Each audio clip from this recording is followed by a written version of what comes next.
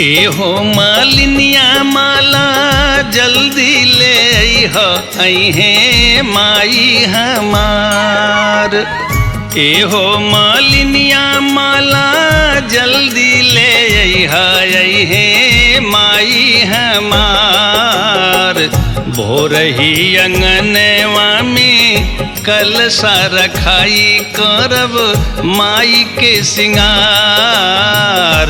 भोरही अंगनवा में कलशा रखाई करब माई के सिंगार। एहो मालिनिया माला जल्दी ले अइहे माई हमार। एहो मालिनिया माला जल्दी ले अइहे माई हमार। भोरही अंगनवा में कलशा रखाई करब माई के सिंगार। भोरही अंगनवा में कलशा रखाई करब माई के सिंगार।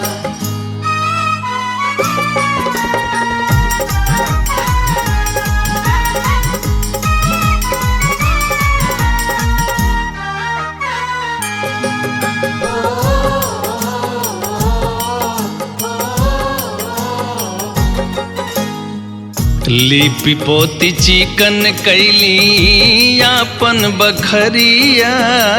लिपि पोती चिकन कैली आपन बखरिया।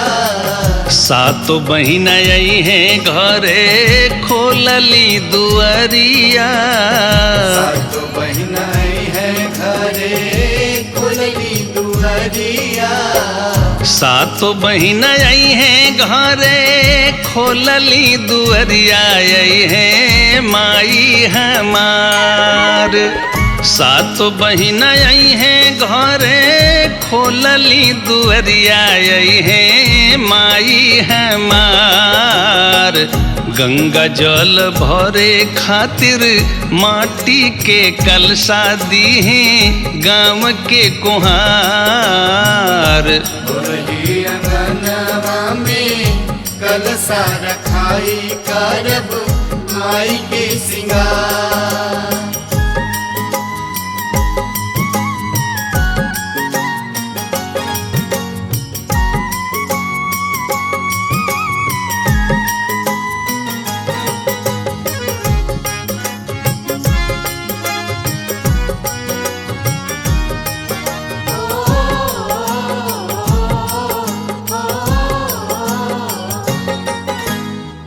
सोना के सिरजना बान्हब कांचे रसरिया।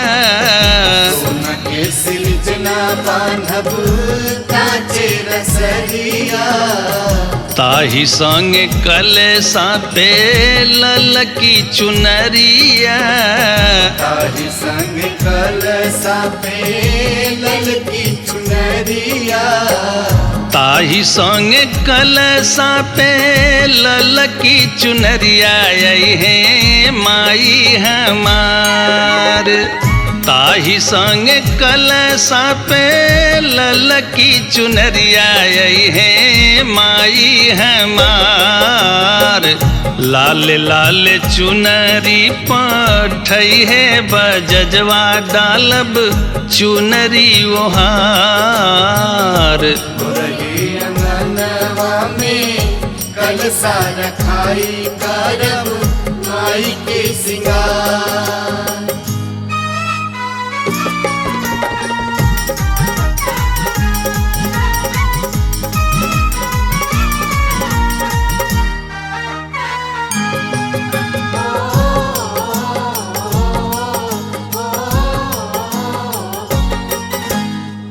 सातो बहिन झूला झूलिहे निबिया के डरिया। सातो बहिन झूला झूलिहे निबिया के डरिया। लवंगे कछाक देईब मेवा के धरिया। लवंगे कछाक देईब मेवा के धरिया। लवंगे का छाक देब मेवा के धरिया है माई हमार। लवंगे का छाक देब मेवा का धरिया है माई हमार। हरियर बसवा पे झंडा टंगाई लेके आई है लोहार। रही अंगनवा में कलसा रखाई करब माई के सिंगार। आव हे माई तोहके नेवता पठौली जुटल पूरा परिवार। आव हे माई तोहके नेवता पठौली जुटल पूरा परिवार। भोरही अंगनवा में कलसा रखाई करब माई के सिंगार। भोरही अंगनवा में कलसा रखाई करब माई के सिंगार। रही अंगनवा में कलसा रखाई करब माई के सिंगार। हो रही अंगनवा में कलसा रखाई करब माई के सिंगार।